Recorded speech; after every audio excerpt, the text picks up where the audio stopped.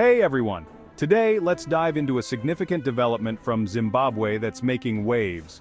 Recently, there was a major crackdown on activists just before the Southern African Development Community, or SADC, summit.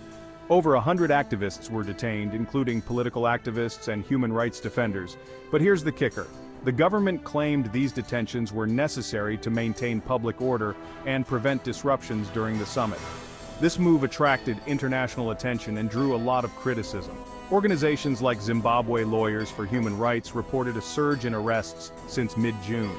The United Nations Human Rights Office expressed deep concern over these arrests and called for the immediate release of the detainees. They emphasized the importance of respecting freedom of expression and peaceful assembly.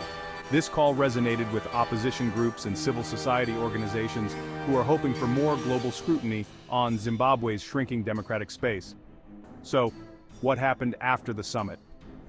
At a recent Zanu PF press conference, spokesperson Christopher Mutsvangwa revealed that the courts could now release the detained CC Zimbabwe activists, supporters, and human rights defenders.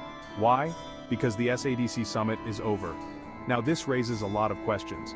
Was this crackdown solely about ensuring a smooth summit, or is there more to the story? Why did the SADC remain largely silent on these human rights concerns? Despite the activists' release, the incident has left a lasting impact. The attempted break-in at the Crisis in Zimbabwe Coalition office only heightened fears among activists about their safety and the future of human rights in Zimbabwe. As Zimbabwe assumes the SADC chairmanship, there's a cloud of uncertainty hanging over the country's democratic freedoms. Will international pressure and scrutiny lead to positive changes, or will the crackdown on dissent continue? Only time will tell, but one thing is clear: the global community is watching closely. Let me know your thoughts in the comments below. Do you think the international pressure will make a difference? Or is this just the beginning of more challenges for Zimbabwean activists?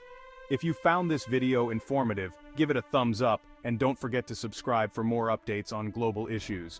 Catch you in the next one.